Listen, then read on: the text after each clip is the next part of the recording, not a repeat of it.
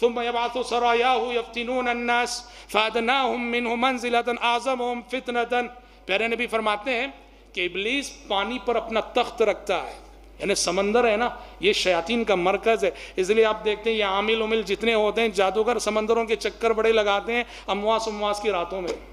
आपने फरमाया इन्ना इब्लीस यज़उ अर्शहु अलल मा, शैतान इब्लीस जो है अपना तख्त पानी पे रखता है, फिर अपनी सिपाहियों को रवाना करता है, जाओ इंसानों को गुमराह करके आओ।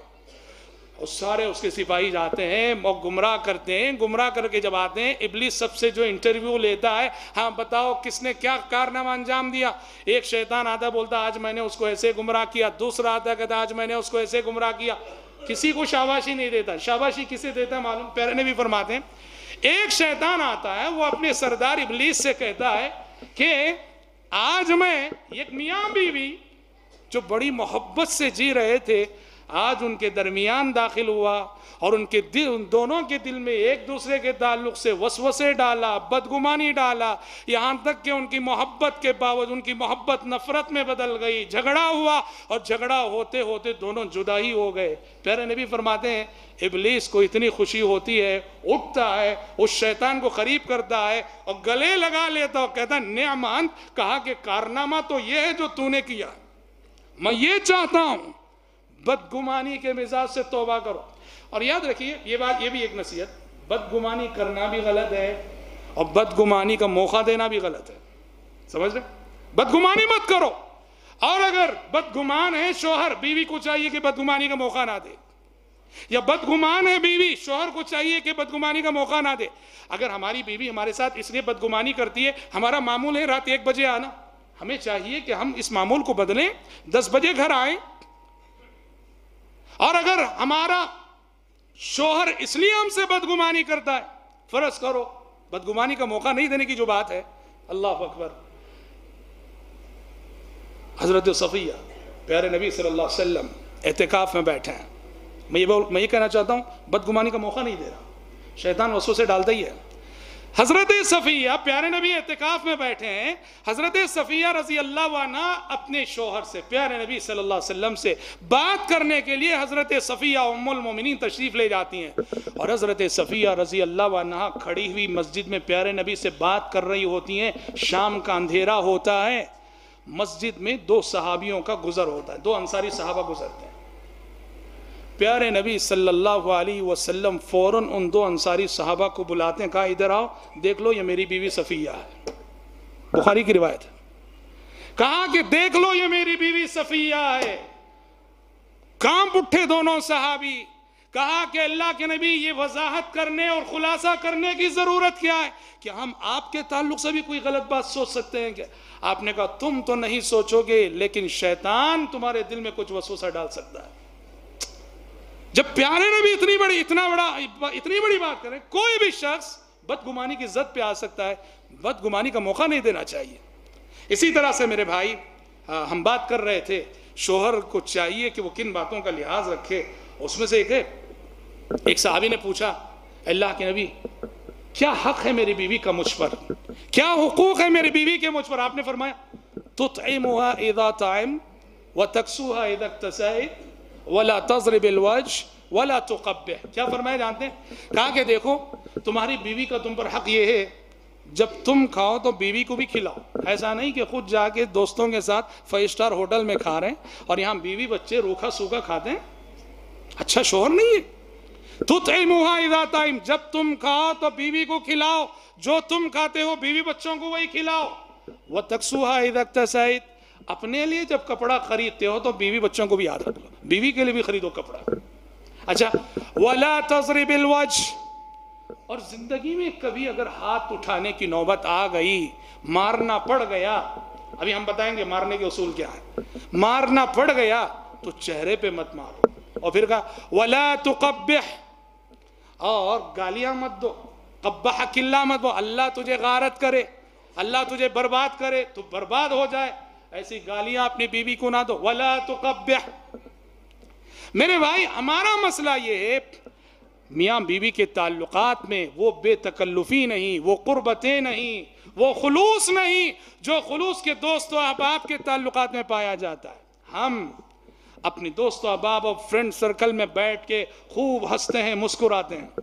दोस्तों अहबाब की मजलिसों में, होटल में बैठेंगे, जी हाँ, कारोबार में बैठेंगे, दुकान में बैठेंगे, दोस्तों अहबाब के साथ तो खूब हंसेंगे, मुस्कुराएंगे। लेकिन क्या कैसे शोहर हैं हम कि हमारी बीवी बच्चों के सामने हमें मुस्कुराना नहीं आता। घर में जब दाखिल होते गुस्से का चेहरा लेके, सहम जाए बीवी आ रहा है, पता नहीं क्या बोलेगा, क्या करेगा।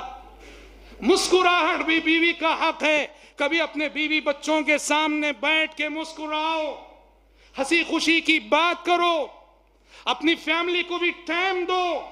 ये गलत है कि मेरा वक्त और आपका वक्त सिर्फ मेरे दोस्त ले रहे हैं, दोस्त ले रहे हैं, दोस्त ले रहे हैं। मेरी जिंदगी दोस्त के साथ गुजर रही है, ना माँ बाप, ना बीवी बच्चे।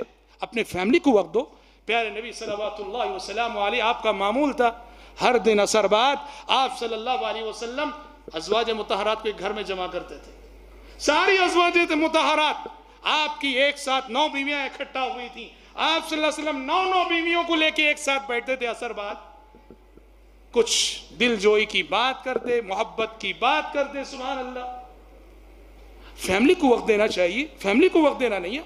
और हजरत, ये जो मियाँ बीवी की जब बात चल रही है, ख़ानदानी बिगाड़, असबाब और इलाज के हवाले से इख्तिलाफात, देखिए मियाँ बीवी से ताल्लुक़ रखने वाला एक मौजू इख्तिलाफात का भी है।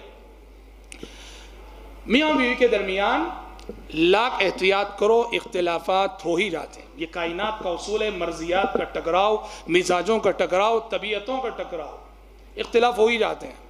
कभी शोहर को बीवी की कोई बात पसंद ना आई, कभी बीवी को शोहर की कोई बात पसंद ना आई, इख्तिलाफ नागुज़ीरे हो गई।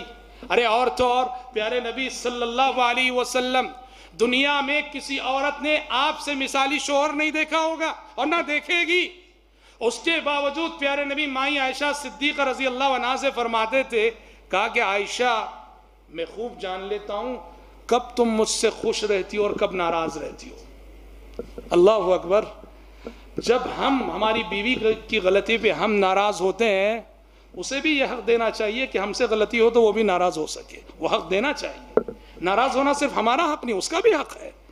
फरमा रहे प्यारे नबी सल्लल्लाहु अलैहि वसल्लम, आयशा मैं खूब जानता हूँ कब तुम मुझसे खुश रहती हो, कब नाराज़ रहती हो। कहा कैसे अल्लाह के नबी? कहा जब तुम खुश रहती हो और उस वक्त तुम्हें किसी मामले में कसम खाना होता है तो कहती हो व रब्बी मोहम्मद, मोहम्मद के रब की कसम। और जब तुम मुझसे नाराज़ रहती हो और उस वक्त कसम खाना होता है, मेरा नाम छोड़ के कहती हो व रब्बी इब्राहिम, इब्राहिम अलैहिस्सलाम के रब की कसम। जब तुम ये कहती हो कि इब्राहिम अलैहिस्सलाम के रब की कसम, मैं समझ जाता हूँ कि कुछ नाराज़ चल रही हो। कुर्बान जाइए इन अखलाक पर, कुर्बान जाइए इन अखलाक पर। पूरी जिंदगी में नबी ने अपनी बीवियों को शिकायत का कोई मौका नहीं दिया और उसके बावजूद नाराज होने का हक दे रहे हैं। सल्लल्लाहु वसल्लम अलैहि। ये नबी का अखलाक होता है, ये नबी का कैरेक्टर होता है। हाँ, इख्तिलाफात, अल्लाह अल्लाह, क्या बात, क्या कहे हम, अल्लाह मुस्तआन। मियाँ बीवी अपनी जिंदगी को इख्तिलाफात की आग में झोंक कर अपने हाथों अपनी जिंदगी को बर्बाद कर बैठते हैं।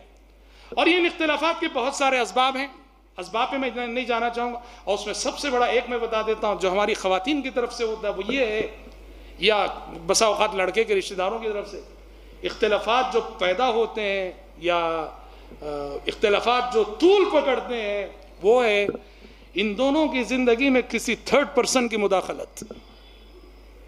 शोहर को अपनी बीवी पे भरोसा ना हो, बीवी को शोहर पे भरोसा ना हो। हाँ, वो अपनी बहन से मशवरा करता है, बात शोहर है, हर मामले में बहन, बहन जो बोली वो। अरे अल्लाह ने तुम्हें इख्तियार दिया है, तुम्हारे मातहत बनाया है, गलत है कि अपनी बहन का हुक्म अपनी बीवी पे चलाओ?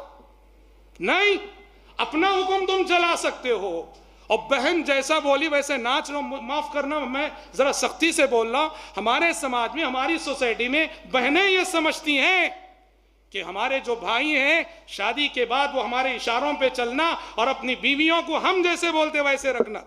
माफ करना, यह हक किसी बहन को हासिल नहीं है, किसी बहन को हासिल नहीं। और ऐसे ही औरतें भी, बीवियां, कितनी बीवियां ऐसी हैं कि जिनकी जिंदगियों से उनकी बहनें खेल रही, बहन सिखा सिखा के देते, ऐसे कर वैसे कर, और वही चलावा वो चलती है। माँ बाप सिखा सिखा के देते, वही चलावा ससुराल में चलती है। गलत है। कितने मियाँ बीवी हैं जिनकी जिंदगी से एक थर्ड पर्सन खेल रहा है, वरना हालांकि इन दोनों के दरमियान अगर देखो मोहब्बत है, गलत फहमियाँ छोटी मोटी रहेंगी, लेकिन छोटा मसला जो बड़ा बनता है ये कुछ तीसरे फर्द की मुदाखलत की वजह से होता है। शरीयत क्या कहती है? शरीयत कहती है जब भी कुछ इख्तिलाफ की बात आ जाए, इख्तिलाफ की सूरत हाल पैदा हो जाए, सबसे पहले शरीयत कहती है मियाँ बीवी से पहले तुम खुद अपने सारे झगड़ों को बेडरूम में रखो, तुम्हारा कोई झगड़ा बेडरूम से बाहर ना आने पाए। बेडरूम के अंदर तुम लड़ लो, झगड़ लो और वहीं अपने मसाइल आप हल कर लो, बाहर मसाइल को मत लाओ। और अगर कोई मसला इतना बिगड़ गया कि मसला इन दोनों से हल नहीं हो पा रहा, शरीयत तब कहती है व इन खिफ्तुम शिकाका बैनिहिमा फबअसू हकमन मिन अहलिही व हकमन मिन अहलिहा। दोनों में लड़का लड़की लड़ बैठे हैं, दुल्हा दुल्हन झगड़ा कर बैठे हैं और दोनों में कॉम्प्रोमाइज नहीं हो रहा है। शरीयत कहती है लड़की के खानदान वालों में से एक समझदार इंसान आए, लड़के के खानदान वालों में से एक समझदार इंसान आए और दोनों मिल बैठ के कॉम्प्रोमाइज और सुलह की कोशिश करें। और कुरान कहता है इन युरीदा इस्लाहन युवफ्फिकिल्लाहु बैनहुमा, ये दोनों आने वाले